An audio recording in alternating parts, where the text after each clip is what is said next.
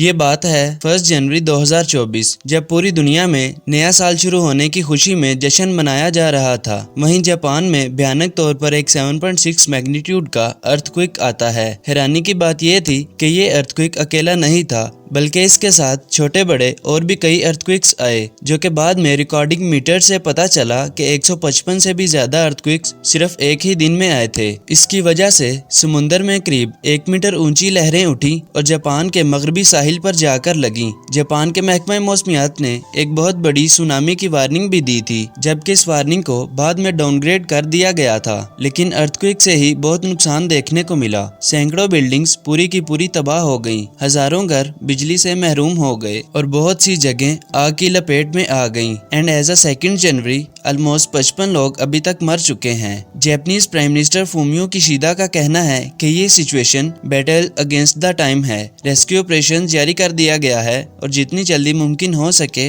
हम अपनी पूरी कोशिश कर रहे हैं लोगों को बचाने की, स्पेशली उन लोगों को जो मलबे तले दबे हैं। नाज़रीन, यही नहीं बल्कि इसके बाद अनफॉर्चुनेटली एक और हादसा 2 जनवरी को ही इस मुल्क में पेश आया। जापान एयरलाइंस का प्लेन टोक्यो के होनिडा एयरपोर्ट पर जापान कोस्ट गार्ड के एयरक्राफ्ट से टकरा जाता है और दोनों प्लेन्स आग की लपेट में गिर जाते हैं। जापान कोस्ट गार्ड का ये एयरक्राफ्ट अर्थक्वेक में फंसे लोगों की मदद के लिए तैयार हो रहा था। नाज़रीन, यहाँ पे गौर करने वाली बात यह है कि 7.6 मैग्नीट्यूड रेट पर आने वाला ये अर्थक्वेक सिर्फ 55 लोगों की मौत की वजह बना, जबकि अगर देखा जाए तो ये एक बहुत हाई रेट है अर्थक्वेक का। इसकी दूसरी जानिब अगर यही अर्थक्वेक किसी दूसरी कंट्री में आया होता तो अब तक शायद हजारों लोग मारे जा चुके होते। जापान कैसे बचाता है अपने आप को इन चीजों से, और जापान में ही क्यों इतने अर्थक्वेक्स आते हैं? आइए ये सब बातें जानने की कोशिश करते हैं इस वीडियो में। एग्जिस्टिंग यूनिवर्स के चैनल पे एक नई वीडियो में खुश आमदीद। नाजरीन, हाल ही में आए इस अर्थक्वेक को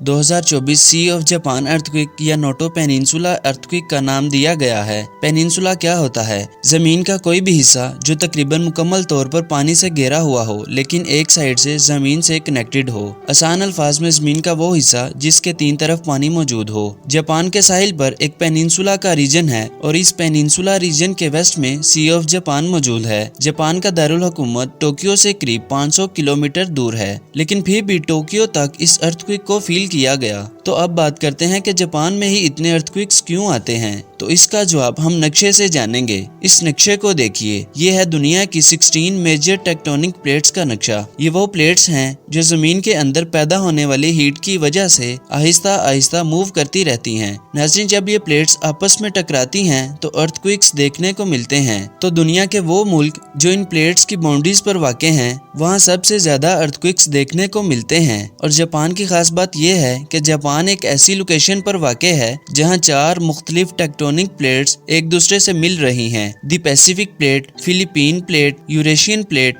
और नॉर्थ अमेरिकन प्लेट। ये सबसे बड़ी वजह है जापान में इतने सारे अर्थक्वेक्स देखे जाने के पीछे। इन प्लेट्स में से पैसिफिक प्लेट की खास बात यह है कि इस प्लेट में सबसे ज्यादा टेक्टोनिक एक्टिविटीज देखने को मिलती हैं। इसी वजह से पैसिफिक प्लेट की बाउंड्री को पैसिफिक रिंग ऑफ फायर का नाम दिया गया है। इसी के साथ सबसे ज्यादा वोल्केनोज भी इसी प्लेट में देखने को मिलते हैं। दुनिया के तकरीबन 90% अर्थक्वेक्स इसी पैसिफिक रिंग ऑफ फायर में ही आते हैं और अप्रोक्सीमेटली 75% ऑफ एक्टिव वोल्केनोज भी यहीं पाए जाते हैं। अगर तारीख की बात की जाए तो जापान मुल्क हमेशा से ही डेंजर जोन में रहा है और शायद इसी वजह से जापान सबसे आगे भी रहा है अर्थक्वेक्स और सुनामी के डिजास्टर के डैमेज को कंट्रोल करने में भी। तो अब बात करते हैं कि जापान इन अर्थक्वेक से बचने के लिए कौन से स्टेप्स को फॉलो करता है। नाज़रीन, जापान में बनाई जाने वाली बिल्डिंग्स को बड़े strict earthquake proof standard checkup से गुजरना पड़ता है। इनके 3 स्टैंडर्ड्स होते हैं। सबसे लो स्टैंडर्ड टाइशिन स्टैंडर्ड है, जिसकी रिक्वायरमेंट बताई गई है कि किसी बिल्डिंग के पिलर, वॉल या बीम की मिनिमम थिकनेस कितनी होनी चाहिए ताकि जब अर्थक्वेक से वो बिल्डिंग हिले तो वो पिलर्स रेजिस्ट कर पाए उस चीज को। सेकंड नंबर पे आता है सेशिन स्टैंडर्ड, जो कि ऊंची बिल्डिंग्स के लिए रिकमेंड किया जाता है, जिसमें इन्हें कहा जाता है कि डैम्पर्स लगाओ जिससे